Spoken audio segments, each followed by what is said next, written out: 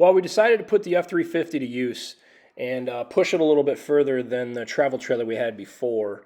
When I got this truck, the intention wasn't to get a fifth wheel or anything like that, but we kind of decided since we had the truck, let's make more use of it, get a better bunk system for the boys to enjoy and have a little more comforts, and also have the ability to working remote, to utilize some office options.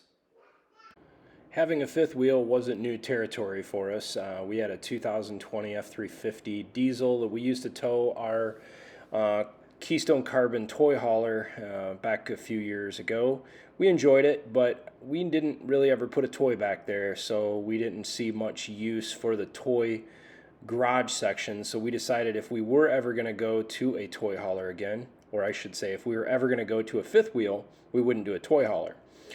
We looked at a lot of different options. One we really liked was the Montana High Country 351 BH. There's a lot to like about this trailer. It's a high profile. It comes with a lot of the premium options that the Montana lineup comes from in Keystone. The interior is very premium. The bedroom is awesome. We also looked at another Keystone product, the Cougar 364 BHL. There's a lot to like about this trailer as well. The suite in the rear was just awesome. I could see a lot of value in this trailer as the boys get a little older, having that second full bedroom in the rear, plus the half bath, which is really nice.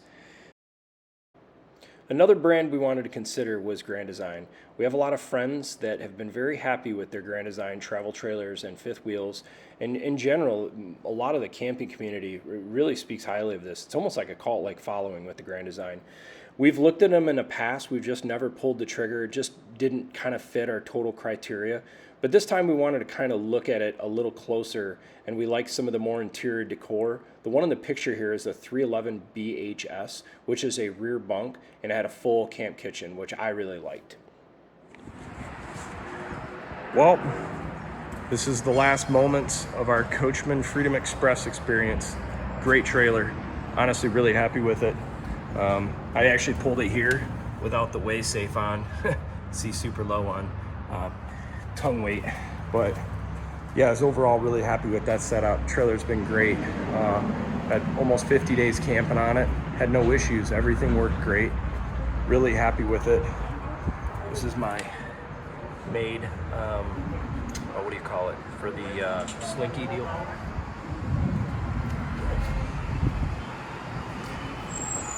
Been a great trailer. One of my favorite features is the camp kitchen. Thing is awesome. Anybody looking for one, I highly recommend the 292 BH DS. And this is the, I think this is the limited edition, or forgot which version it is. Been a great trailer. Our family has really enjoyed this trailer. We've spent a lot of great memories, had a lot of fun. We've camped a lot of different places in Michigan, and even made a trip down to Kentucky with it last year. Overall, I would definitely recommend this to anyone looking for a bunkhouse travel trailer.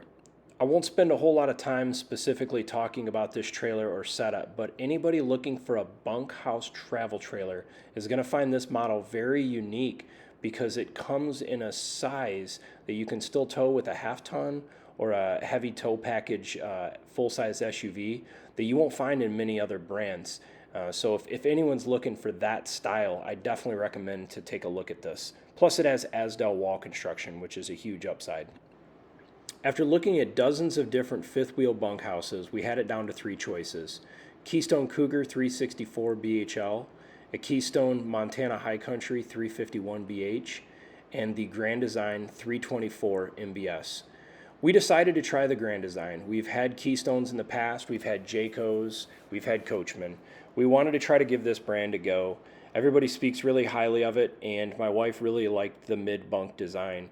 Another nice feature to the mid-bunk design is it has an office setup, so it makes a good dual use for me when I'm working remote.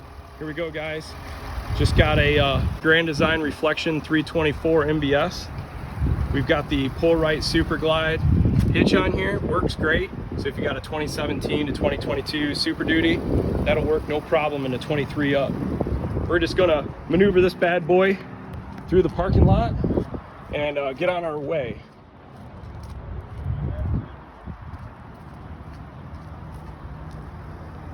She's beaut.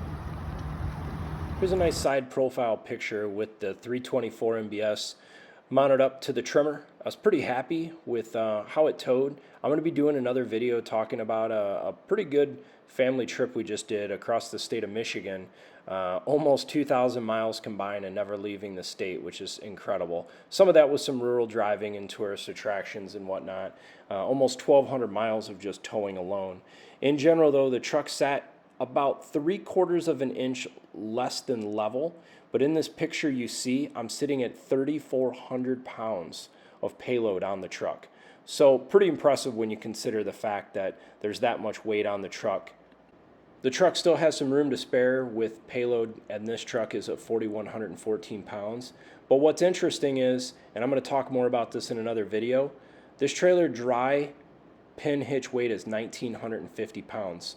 Some of the weight we're seeing is obviously my two boys and some payload in the truck with some firewood and whatnot, but it's really easy to rack up a much heavier payload than what people realize on a fifth wheel. I'll be posting another video talking about this trip and how the Tremor did and how the Grand Design did and just overall impressions in our first big trip with the new truck and trailer. Thanks for watching. More videos to come.